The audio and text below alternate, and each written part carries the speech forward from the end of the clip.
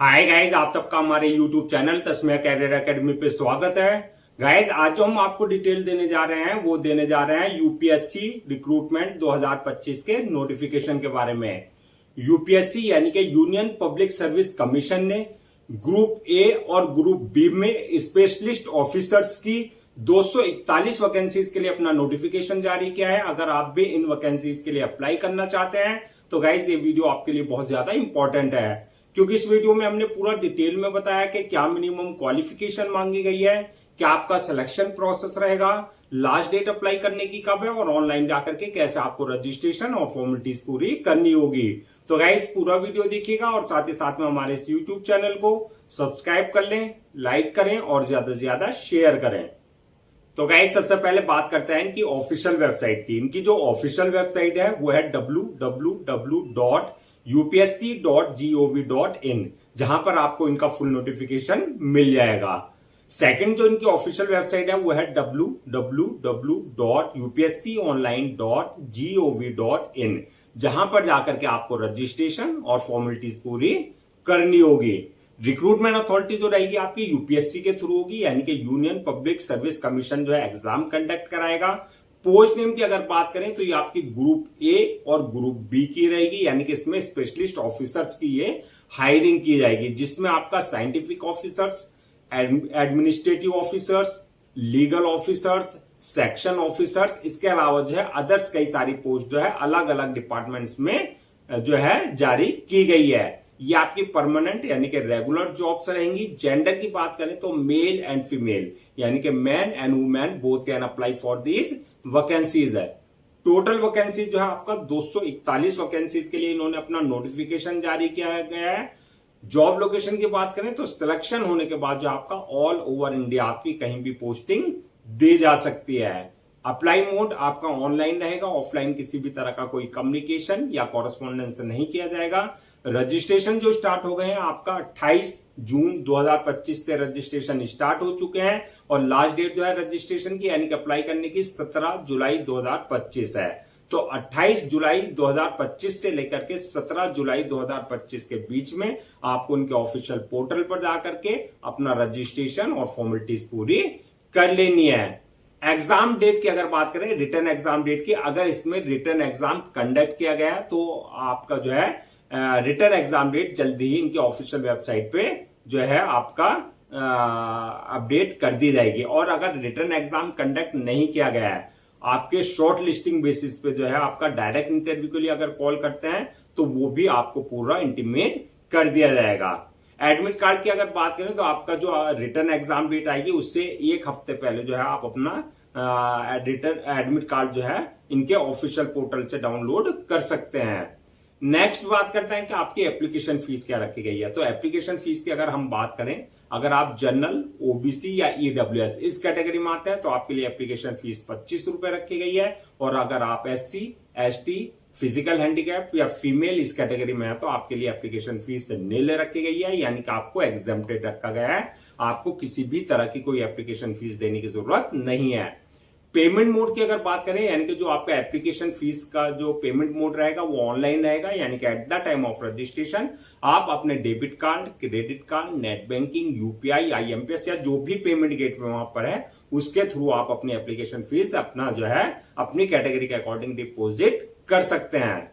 Next बात करते हैं कि आपका एलिजिबिलिटी क्राइटेरिया क्या मांगा गया है, यानी कि क्या मिनिमम एजुकेशनल क्वालिफिकेशन मांगी गई है। तो ये आपकी पोस्ट वाइज वरीज करेगी, यानी कि अलग अलग डिपार्टमेंट्स के लिए अलग अलग क्वालिफिकेशन मांगी गई है। इसमें आपके पास अगर बैचलर डिग्री या master degree in relevant field में है तो तब भी आप अप्लाई कर सकते हैं, या फिर आपके पास जो है बैचलर डिग्री या मास्टर डिग्री इन इंजीनियरिंग में है तो आप तब भी अप्लाई कर सकते हैं, या फिर आपके पास जो है डॉक्टर की डिग्री है तो तब भी आपके लिए जो है वैकेंसीज रखी गई है, यानी कि BSc, MSc, MA, MCom, BTech, MTech या बी या डॉक्टर की डिग्री या लॉ की डिग्री या डिप्लोमा अगर आपके पास जो है रिलेवेंट फील्ड में है तो आप जो है इन वैकेंसीज के लिए अप्लाई कर सकते हैं। प्लस इसमें जो आपका एक्सपीरियंस इन रिलेवेंट फील्ड में आपके पास होना चाहिए।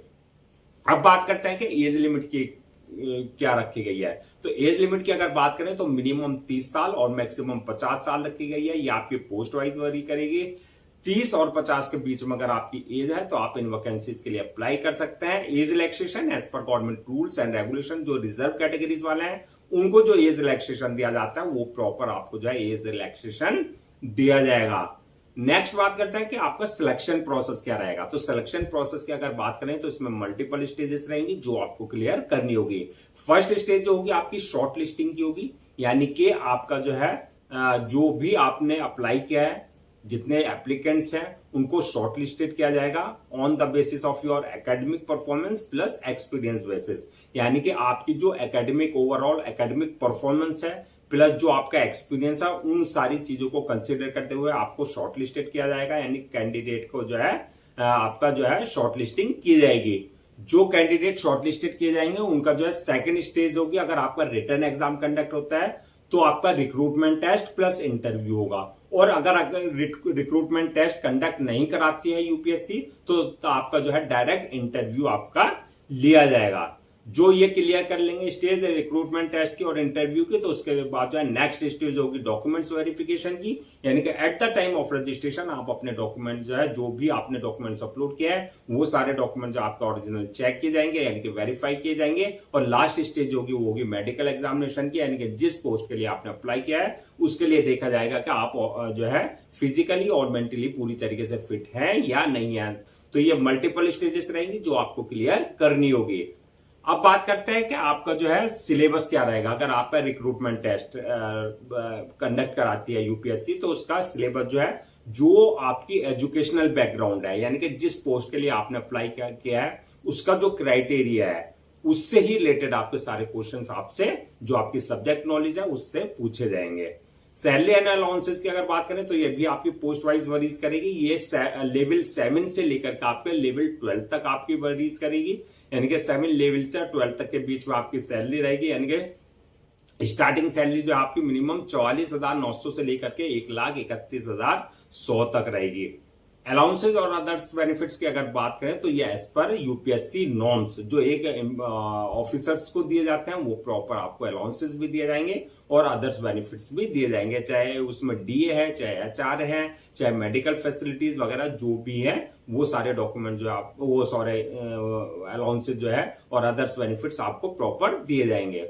अब बात करते हैं कि आपका अप्लाई करने से पहले जो है क्या क्या डॉक्यूमेंट्स आपको रेडी रखना है। तो डॉक्यूमेंट्स की अगर बात करें जो है वो सबसे पहले आपके जो एकेडमिक सर्टिफिकेट्स हैं, यानी कि 10th की मार्कशीट, 12th की मार्कशीट, उसका सर्टिफिकेट, या फिर आपका जो है प्रोफेशनल डिग्री, यानी कि जो आपकी हाईएस्ट डिग्री है, चाहे वो आपका इंजीनियरिंग डिग्री है, चाहे वो आपकी डॉक्टरी डिग्री है, चाहे वो आपकी लॉ की डिग्री है, वो चाहे आपने सेमेस्टर वाइज किया है चाहे वो ईयर वाइज किया है, वो सारे डॉक्यूमेंट जो आपको पहले से स्कैन कॉपी करा करके रखने हैं। इसके अलावा जो आपका एक्सपीरियंस सर्टिफिकेट, यानी कि जहां आपका एक्सपीरियंस है, कंसर्न अथॉरिटी और कंसर्न डिपार्टमेंट से आपके पास एक्सपीरियंस लेटर होना चाहिए। बर्थ सर्टिफिकेट, यानी कि 10th की मार्कशीट में जो है अगर आपका डेट ऑफ बर्थ मेंशन नहीं है तो बर्थ सर्टिफिकेट आपके पास कंसर्न अथॉरिटी से होना चाहिए। इसके अलावा caste certificate, SC ST OBC का अगर आप किसी भी तरह का कास्ट बेस पे रिजर्वेशन ले रहे हैं तो कास्ट सर्टिफिकेट आपके पास कंसर्न अथॉरिटी से होना चाहिए। इसी तरीके से आपका डिसेबिलिटी सर्टिफिकेट, अगर आप फिजिकल हैंडीकैप का किसी तरह का कोई रिजर्वेशन ले रहे हैं तो डिसेबिलिटी सर्टिफिकेट आपके पास कंसर्न अथॉरिटी से होना चाहिए। इनकम सर्टिफिकेट, अगर आप EWS का किसी तरह का कोई रिजर्वेशन ले रहे हैं तो इनकम सर्टिफिकेट आपके पास कंसर्न अथॉरिटी से होना चाहिए। इसी तरीके से आपका domicile, ID proof, address proof, passport size photo, signature, thumb impression वगैरह, ये सारे डॉक्यूमेंट जो आपको पहले से स्कैन कॉपी करा करके रखने हैं।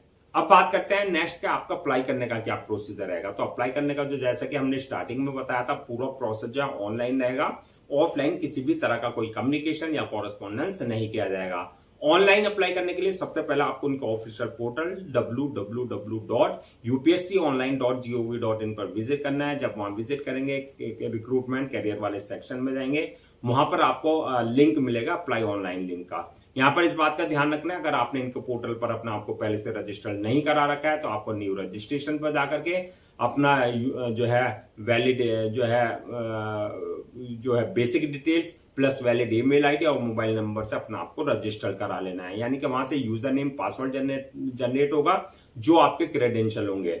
अगर ऑलरेडी आपने इनके पोर्टल पर अपना आपको रजिस्टर करा रखा है तो जो आपका यूजर नेम पासवर्ड है यानी कि क्रेडेंशियल है, उससे आपको लॉगिन करना है। लॉगिन करने के बाद जो आपका एप्लीकेशन फॉर्म आएगा जहां आपकी पूरी बेसिक डिटेल्स मांगी जाएगी, जैसे आपका नाम, father name, mother name, date of birth वगैरह, ये सारी जो है डिटेल्स आपको बिल्कुल एक्यूरेट फिल करनी होगी।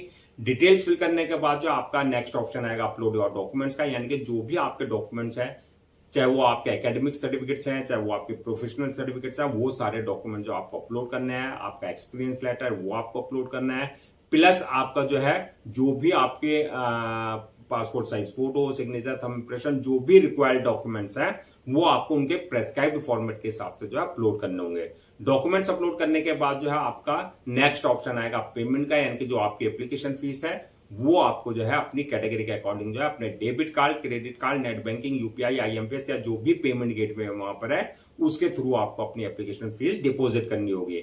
एप्लीकेशन फीस डिपॉजिट करने के बाद जो है नेक्स्ट ऑप्शन आएगा आपका फॉर्म को सबमिशन का, यानी कि अपलोड करने का। फॉर्म को अपलोड करने से पहले एक बार रिव्यू वाले ऑप्शन में जाके पूरा फॉर्म का रिव्यू कर लें और रिव्यू करने के बाद जो फॉर्म को सबमिट कर दें। सबमिट करने के बाद जो इस बात का ध्यान रखें उसकी 1 या 2 कॉपी जो है प्रिंट आउट जरूर ले लें for your future reference, so that आपके पास जो एक हार्ड कॉपी के रूप में एक ऑफिशियली रिकॉर्ड आपके पास हो जाए। तो गाइस ये थी आपकी यूपीएससी यानी कि union public service commission group A और ग्रुप बी में जो आपके स्पेशलिस्ट ऑफिसर्स की भर्ती है उसकी पूरी फुल नोटिफिकेशन की डिटेल्स। आई होप आपके सारे डाउट्स क्लियर हो गए होंगे। अगर अब भी आपको किसी तरह का कोई डाउट है, क्वेरी है या कंफ्यूजन है तो आप हमसे कमेंट सेक्शन में पूछ सकते हैं, हम उसका रिप्लाई जरूर देंगे। मैं एक बार फिर से आपको रजिस्ट्रेशन डेट और लास्ट डेट जो है रजिस्ट्रेशन की वो रिमाइंड करा देता हूं, सो दैट आप उससे नोट डाउन कर लें। रजिस्ट्रेशन जो स्टार्ट हो गए हैं 28 जून 2025 से रजिस्ट्रेशन स्टार्ट हो चुके हैं और लास्ट डेट जो है रजिस्ट्रेशन की यानी कि अप्लाई करने की वो है 17 जुलाई 2025। तो 17 जुलाई 2025 से पहले पहले आपको उनका ऑफिशियल पोर्टल पर जाकर के अपना रजिस्ट्रेशन और फॉर्मेलिटीज पूरी कर लेनी है। गाइस हम आपके लिए जितने भी गवर्नमेंट जॉब्स हैं या गवर्नमेंट एग्जाम्स हैं उससे रिलेटेड जितने अपडेट्स होते हैं उस पर वीडियोज लेकर आते हैं। इसके साथ साथ जो है प्रॉपर कैरियर गाइडेंस पर आपके लिए वीडियोज लेकर आते हैं। अगर आप भी चाहते हैं कि आपको प्रॉपर कैरियर गाइडेंस मिलती रहे, साथ ही साथ में आपको गवर्नमेंट जॉब्स और गवर्नमेंट एग्जाम्स के पूरे अपडेट्स मिलते रहे, तो आप लोगों से मेरी रिक्वेस्ट है आप हमारे यूट्यूब चैनल को सब्सक्राइब कर लें, लाइक करें और ज्यादा से ज्यादा शेयर करें।